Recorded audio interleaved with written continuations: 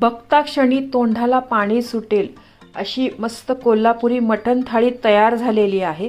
चवीला एक नंबर लागते, नादखुळा, आणि बनवायलाही खूप सोपी आहे। राम राम मंडळी, कसं हाय? बरं हाय नव समद? अशाच ठसकेदार आणि झणझणीत भाषेसारखी एक झणझणीत रेसिपी आज आपण बघणार आहोत। बरोबर कोल्हापुरी सुकं मटण आणि तांबडा पांढरा रस्सा। तांबडा पांढरा रस्सा हा मटणाच्या स्टॉक पासून बनवला जातो, पण चवीला दोन्ही रस्से खूप वेगवेगळे आहे। तांबडा रस्सा हा लाल तिखट पासून झणझणीत थोडासा तिखट मसालेदार असतो, तर पांढरा रस्सा हा थोडासा कमी तिखट नारळाच्या दुधापासून बनवला जातो।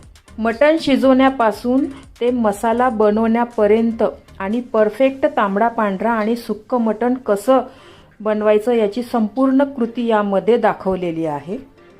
रेसिपी नेहमीप्रमाणे खूप साधी आणि सोपी आहे। यामध्ये मी सर्व मसाले घरचेच वापरलेले आहे, बाहेरचे काहीच वापरलेले नाही।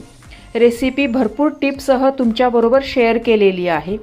तांबडा पांढरा रस्सा, सुक्क मटण, भात आणि मटण हे सर्वच असल्यामुळे रेसिपी थोडी मोठी झालेली आहे, तरी स्किप न करता पूर्ण पहा। चला तर झणझणीत कोल्हापुरी मटण थाळी कशी करायची ते पाहूया।